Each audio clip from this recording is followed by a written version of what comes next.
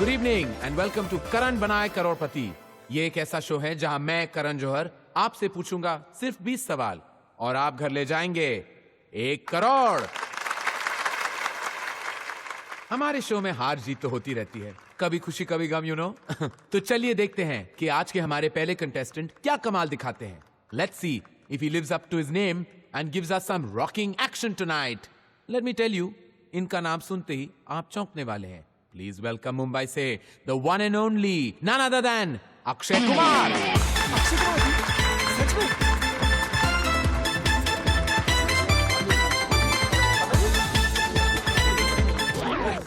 ये Akshay Kumar. Hello hello and welcome to करण बनाए करोड़पति। आइए please. Really nice to meet you sir. Come on, good to see you too. Hot seat पे आपका स्वागत है। Thank you sir. ओके। हाँ, मैंने तो कभी सोचा ही नहीं था कि इस तरह आपके साथ बैठने का मौका मिलेगा। अरे नहीं नहीं नहीं। आप मेरे फेवरेट डायरेक्टर हैं sir. Thank you. Kabhi Alvida Naa Kehna, मैंने 2 बार देखी है। And I must compliment you on your good taste. तो मिस्टर खिलाड़ी, गेम शुरू करें? एब्सोल्युटली। फैंटास्टिक। तो पहला सवाल 1000 के लिए आपकी कंप्यूटर स्क्रीन पर। भारत के राष्ट्रपिता कौन है? Gandhi ji, Mahatma Gandhi ji. Sir you can lock it sir. No, ऑफ लॉक किया जाए। Course I can lock it, पर मैं सवाल पूरा कर लूं? या भारत के राष्ट्रपिता कौन है ये तो हम सभी जानते हैं, पर साबरमती आश्रम में उनका जो रसोइया था उसका नाम क्या था? आपके 4 ऑप्शंस आपके कंप्यूटर स्क्रीन पर। ए, हितेन भाई शाह, बी, प्रवीण भाई पटेल, सी, चुंग पा, या D, none of the above, यानी इनमें से कोई नहीं।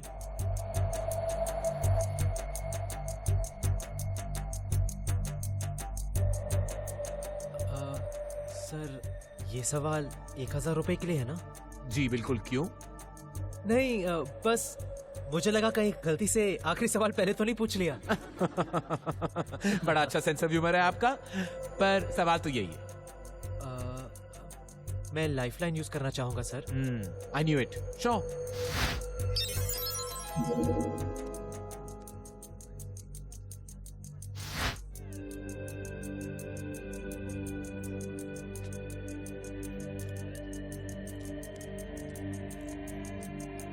Excuse me Akshay ji, if you don't mind, पिछले 1 घंटे से आप पहले सवाल पे अटके हुए हैं।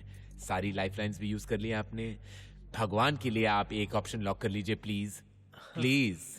ए, हितेन भाई शाह, या D, none of the above. I beg of you.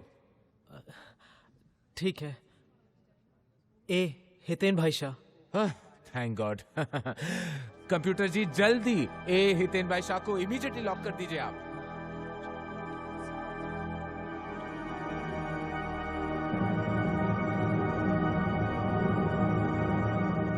गलत जवाब।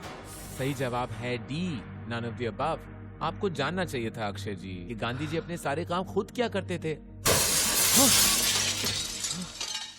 मेरे तो सपने में भी पैसे कमाने के वांदे हैं। नाम एक एक्शन हीरो का, लेकिन मैं रिएक्शन हीरो हूं।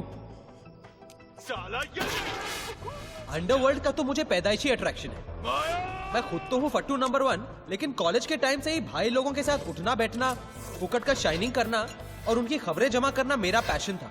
वही पैशन आज भी फैशन में है, लेकिन मेरी नौकरी बनकर एक ऐसी नौकरी जहाँ पर्सनालिटी में दहशत हो ना हो, आवाज में दहशत जरूर होनी चाहिए।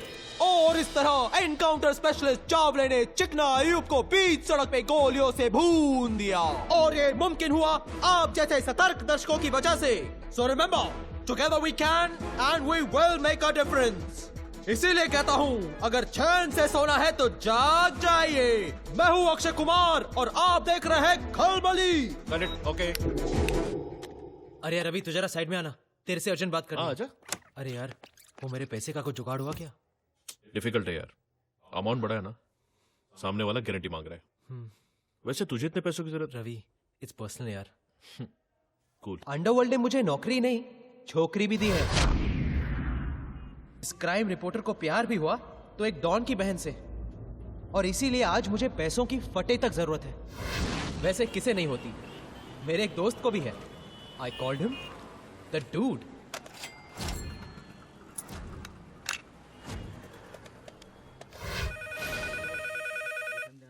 जी मैं रमाकांत जोशी बोल रहा हूँ।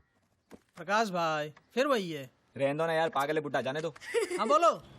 ये 1970 में हगीज डायपर का क्या भाव था जी? 1970 में डायपर का भाव 60 पैसे था। 60 पैसे लिख लो और दोबारा फोन मत करो प्लीज यहाँ पे।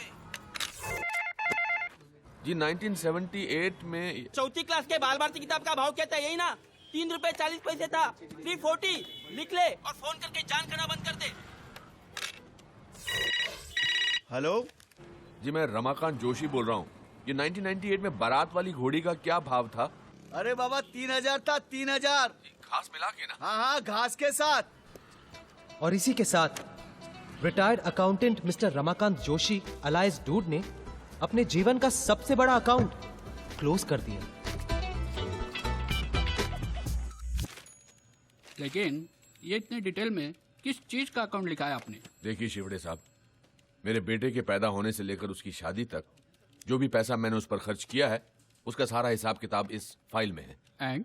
एंड मैं ये सारा पैसा अपने बेटे से वसूल करना चाहता हूँ। क्या? बेटे से? From your own son? आप उस अनग्रेटफुल रास्कल को जानते नहीं शिवड़े साहब। मेरा बेटा पुरुषोत्तम टीवी के डेली सोप की तरह है, हर दिन दुख दर्द और तकलीफ की गारंटी। जायदाद के लिए बेटे ने बाप का कत्ल किया। हेलो पापा। हाँ बाबा मैं क्या सोच रहा था, हाँ आपके पास खाली वक्त रहता है तो मेरे साइड पे मेरे काम में हाथ क्यों नहीं बटाते हैं? मैन पावर भी कम है, आपका वक्त भी कटेगा और मुझे भी आपका एडवाइस मिलता रहेगा। कोई तो होना चाहिए जो मालिक की भी गलतियां निकाले। इसलिए सुनिए, मैं साइड से जोगलेकर का फोन है, कह रहा है वॉचमैन नहीं आया। हाँ मालूम है मुझे, उसे कह दो मालूम है मुझे। अच्छा ठीक इसलिए तो मैं बाबा को कन्विंस। हेलो, वो आपको फोन करेंगे। सिविल इंजीनियर बनाया हराम को। आज अपनी खुद की बिल्डिंग बांध रहा है, लेकिन बाप के लिए दिल में 1 स्क्वायर फीट जगह नहीं है। बेटे की पढ़ाई में कोई कमी न रह जाए, इसीलिए उसकी माँ का इलाज एक प्राइवेट अस्पताल में नहीं करवाया मैंने। अब बेटा कमाने लगा तो बाप बोझ बन गया उसके लिए। देखिए Joshi ji, I can understand your feelings, but I am sorry, हम इस बेसिस पे कोई केस ही नहीं कर सकते, क्योंकि ऐसा कोई लॉ ही नहीं है जिसे। क्यों नहीं ऐसा कोई लॉ? अरे जब मरने के बाद बाप की जायदाद पर बेटे का हक होता है, तो जीते जी बेटे की कमाई पर बाप का हक क्यों नहीं हो सकता? 35 साल अकाउंटेंट रहा हूं शिवड़े साहब, 35 साल। चाहे कुछ भी हो जाए, मेरे इस दुनिया से डेबिट होने से पहले मैं अपना पूरा क्रेडिट पुरुषोत्तम जोशी से वसूल करके ही रहूंगा, और वो भी सूद समेत। केस नहीं बन सकता। रिश्वतखोर वकील। वो अकाउंटेंट प्रधान, आज भी अकेले ही बड़बड़ा रहा है। कैसा है तू? अरे मेरी तो लाइफ मेंबरशिप है यार, वही चाल का प्रॉब्लम। कभी फुर्सत में बैठेंगे तो डेवलपमेंट बताता है, और साथ में 2-3 पैक टकाटक चाय भी मारते हैं। क्यों चाय सोमरस बंद कर दिया क्या? कुछ दिन के लिए। वैसे तो यहाँ मतलब पुरुषोत्तम का अकाउंट क्लियर हो गया लगता है। हाँ, लेकिन वकील कहता है कि केस नहीं बनेगा। अरे ये लॉयर्स 1 नंबर के लायस होते हैं, तू फिक्र मत कर यार, कुछ ना कुछ हम करेंगे। अब डूड की प्रॉब्लम तो सिर्फ अपने बेटे से थी, लेकिन लंबोदर की जिंदगी से थी। ऐसा लगता जैसे 2-2 बच्चों को छोड़ने आती है। क्या बोला आपने? अरे रुको रुको, तमाशा मत करो, सब लोग देख रहे हैं हमारी तरफ। मम्मी, मैंने कहा था ना पापा को मत लेकर आओ। दो इधर। आयुष रुको रुको, दूसरों पर गुस्सा करने से पहले जरा खुद की तरफ देखो। किसे ऐसी नहीं आएगी? आजकल तो आयुष को भी शर्म आती है आपकी। क्या? देखो आके किसी और को दिखाना। शुक्र मानो कि आज तक मैंने आयुष को नहीं बताया तुम काम क्या करते हो। जिस दिन जान जाएगा ना, जो बची कुछ इज्जत है आपके लिए, वो भी चली जाएगी। तो ये है लंबोदर झा का छोटा परिवार, दुखी परिवार। भगवान ने हाइट देने में कंजूसी क्या की, और लंबोदर का आसमान छूने का सपना सपना ही रह गया। कोई कुछ भी कहे बॉस, लेकिन साइज मैटर्स।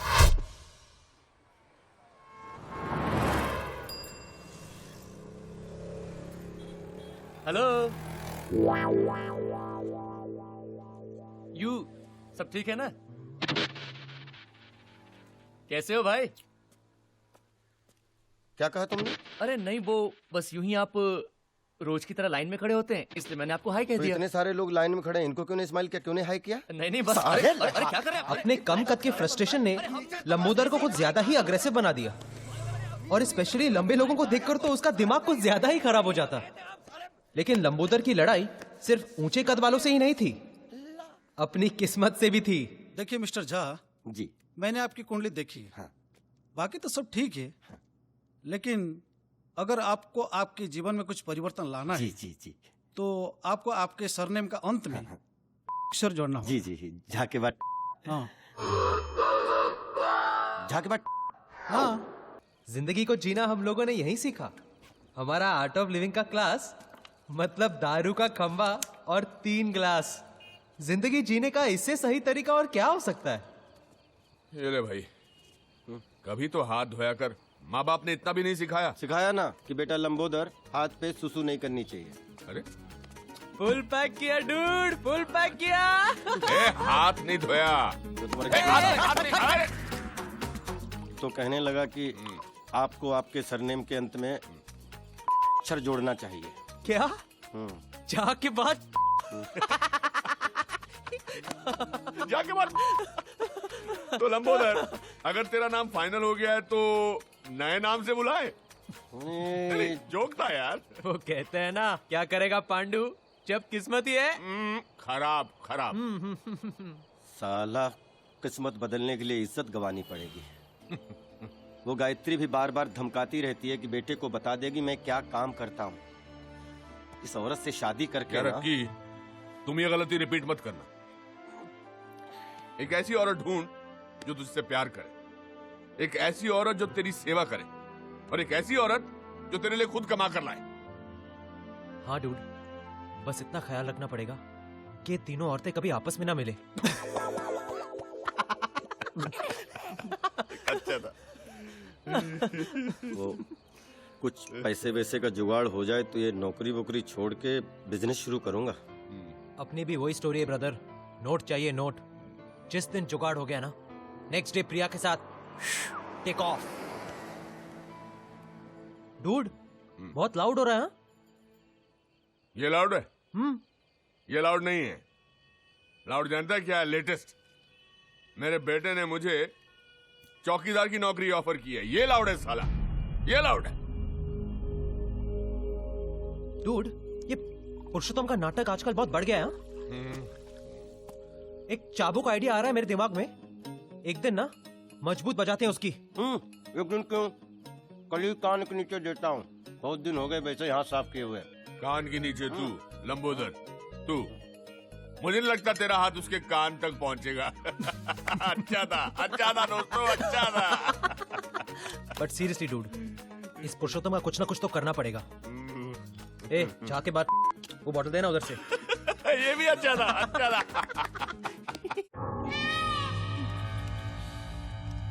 खोका, अरे खोका मांगा है, खोका। आप समझते हैं खोका?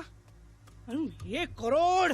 बेटा गलती से रॉन्ग नंबर लग गया होगा, और मुझे लगता है खोखा नहीं, कोका कोला मांगा होगा। अरे बाबा, दुबई से फोन आया था, दुबई से। हम कब आते हैं कब जाते हैं पूरी इंफॉर्मेशन है उनके पास। यहाँ मेरी पूरी एक तो किसी की नजर में नहीं आया, इसलिए इतना पैसा कमाने के बाद भी इस मिडिल क्लास सोसाइटी में रहते हैं। फिर भी पता नहीं कैसे फोन आ गया। आज की तारीख में बिल्डर होना ही गुनाह है। दवाई। हाँ। मैं तो कहती हूँ आपको पुलिस में जाना चाहिए।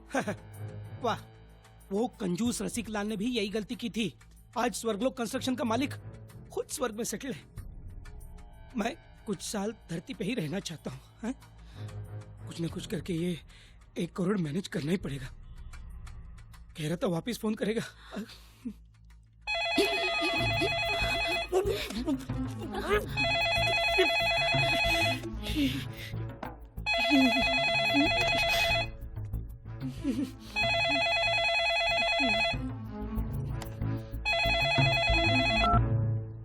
हेलो, ये चिरकुट, हाय हेलो करने के लिए फिर से फोन नहीं किया। पैसे कब दे रहा है बोल। देखिए, मैं पुरुषोत्तम का पिता बोल रहा हूँ, रमाकांत जोशी। दरअसल पुरुषोत्तम के पास इतने पैसे नहीं हैं। क्या नाम बोला तूने? जी रमाकांत जोशी। आप पहले ईरानीवाड़ी में रहते थे क्या? जी हाँ, लेकिन अरे जोशी काका, मैं गजल उल रहमान, आपका गजलू। गजलू? अरे गजलू, गजलू बेटा, इतने सालों बाद? हाँ, याद है ना? अरे तुझे कैसे भूल सकता हूँ, तू तो बचपन से ही आउटलाइन का लड़का था, लेकिन इतना बड़ा गुंडा बनेगा ये कभी नहीं सोचा था, वो भी एनआरआई। क्या काका आप भी? अच्छा ये सब छोड़, ये बता कि तेरा गजलों का शौक अभी भी है कि नहीं? अरे वो कैसे छूट सकता है काका, अभी 2 दिन पहले ही मेरे घर पे जगजीत सिंह का प्रोग्राम रखा था ना। क्या बात कर रहा है? और क्या, पहले 3 गानों के लिए सर पर घोड़ा लगाना पड़ा, फिर बाद में वो मूड में ही छा गया। तू बिल्कुल नहीं बदला। अरे कितनी बार समझाया कि ये रिस्क वाला काम मत किया कर रहे। अरे कैसे छोड़ू काका, जॉब सेटिस्फेक्शन बहुत है ना। Job satisfaction? लेकिन आज लोचा हो गया काका। क्यों, क्या हुआ? आपके घर पे फोन किया, आपके गजलू को माफ कर दो, हाँ गलती हो गई। माफी क्यों मांग रहा है? मैं समझता हूँ। वैसे काका, आपको कोई तकलीफ विकलीफ दे रहा है तो बोलना। तकलीफ? तकलीफ तो दोनों दे रहे हैं। कौन दोनों? एक आर्थराइटिस और एक अस्थमा। काका, तकलीफ मतलब भाई लोग की तकलीफ। अरे नहीं, हम लोगों को ऐसा क्या। खैर फिर भी कोई बात होगी तो मैं जरूर तुम्हें बताऊंगा। काका अभी फोन रखता है क्या, भाई लागू। अच्छा बेटा, जीते रहो। पापा, आप नहीं होते तो मेरा तो 1 करोड़ गया होता ना। अरे ऐसे कैसे जाने दूंगा, रखवाली करना मेरा काम है, आखिर वॉचमैन जो हूं।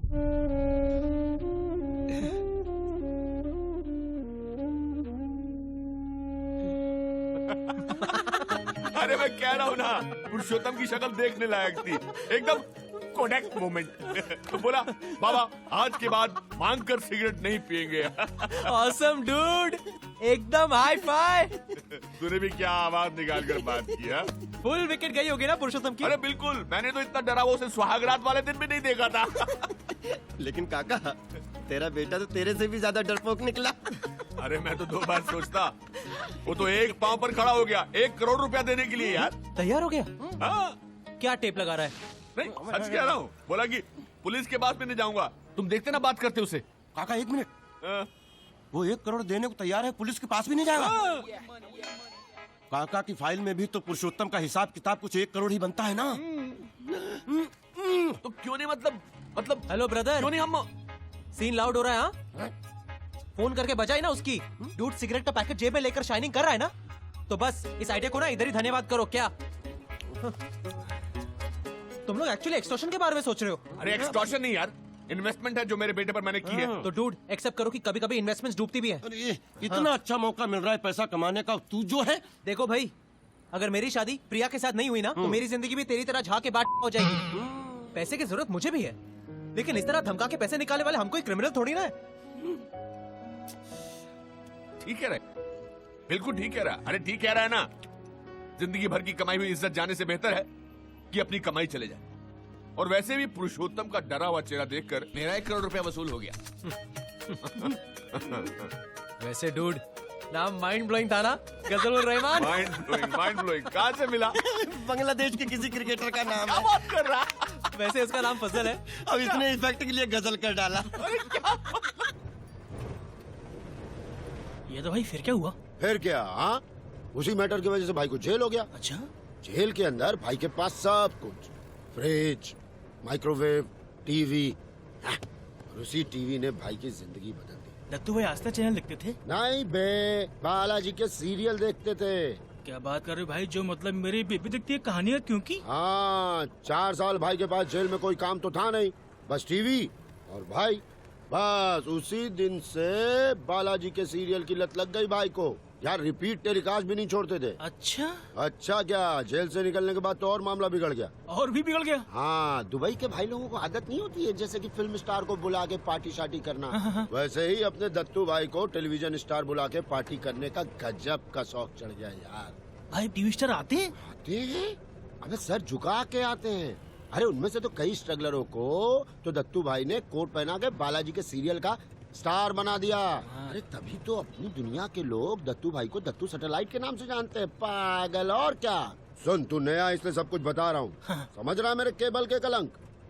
कमाल है भाई, गाली भी कैसे देनी पड़ती है यार, इसीलिए तो सिर्फ अपनी ही कंपनी में एकता है। देख रहा है, आज फिर जलवा, फिर पार्टी, शराब कबाब और हमाम। देख रहा है, पहले इसको ऊपर ले जाके तैयार कर, फिर खुद तैयार होके पार्टी में आ। ठीक है भाई। उठा।